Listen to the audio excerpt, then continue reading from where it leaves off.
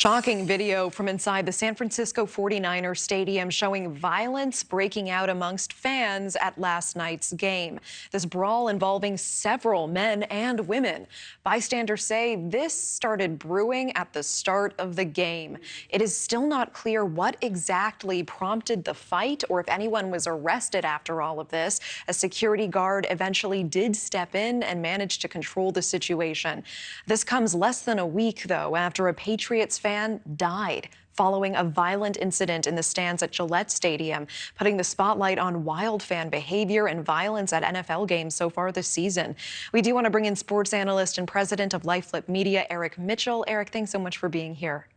Thanks for having me, Natasha. And Eric, another brawl this week at the 49ers game in San Francisco, and we just said it followed that fight in New England that was so disturbing to so many of us. That man died hours after the violence there. Why are more fights happening in the stands now?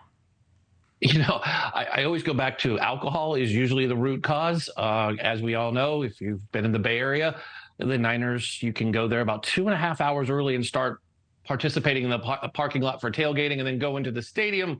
But I think it's different now. This generation that's a little bit younger, I don't know. Some people feel like because they wear the jersey, they're part of the team and on payroll, and they're not. And then you get that liquid courage in you. All of a sudden, you're fighting fan on fan, which is weird. Going to Raider games growing up in Oakland, I can tell you I've never seen Raider fan take on Raider fan, and I've sat in the black hole. I've been to games at Candlestick, and I've never seen the behavior that we're seeing in this video here. That's absolutely disgusting as a Niner fan to watch Niner on Niner fights. I'm not saying you should be fighting other teams in the stadium, but this behavior, it's just a different generational crowd. It's what I've seen as a Niner fan. This younger crowd comes in and they just want to resort to violence, which doesn't make sense. Yeah, it's nonsensical. I mean, we're seeing the hair pulling here that happens to both women and men involved here. It's really disturbing to see.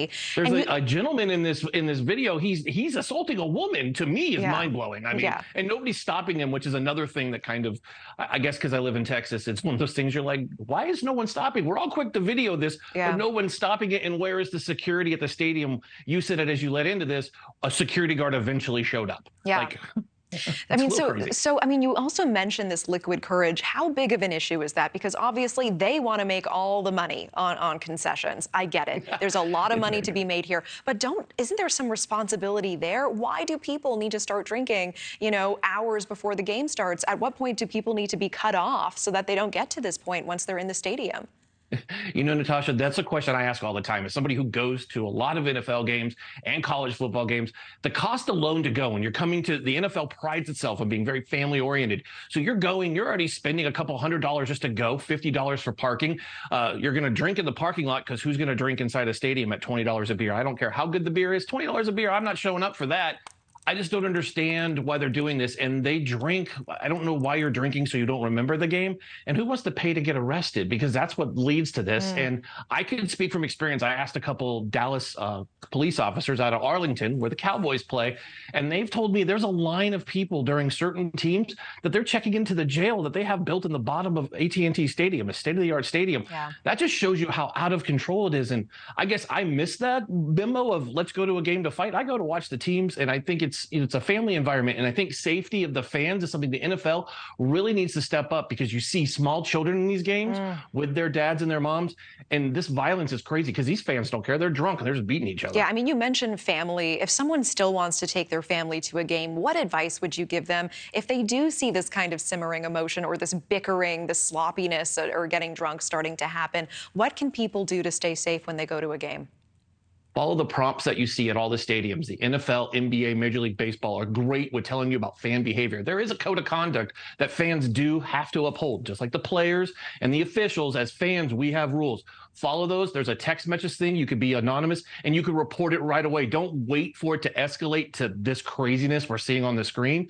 Report it right away and keep your family safe. And if worst case, get up and move, get away from the situation. Don't sit there and let it escalate, because they'll fly over you and you see what it leads to. I mean, the gentleman who was killed in the Patriots game, that was absurd because there were other fans there that were being involved by bodies flying over him. It's just crazy. So get up and get out of the way and use those text messages and get somebody there quickly and make it escalate it, because don't be ashamed. You need to make this behavior stop. Yeah, I hear you. Okay, Eric Mitchell, always good to see you. Thank you so much for your time tonight.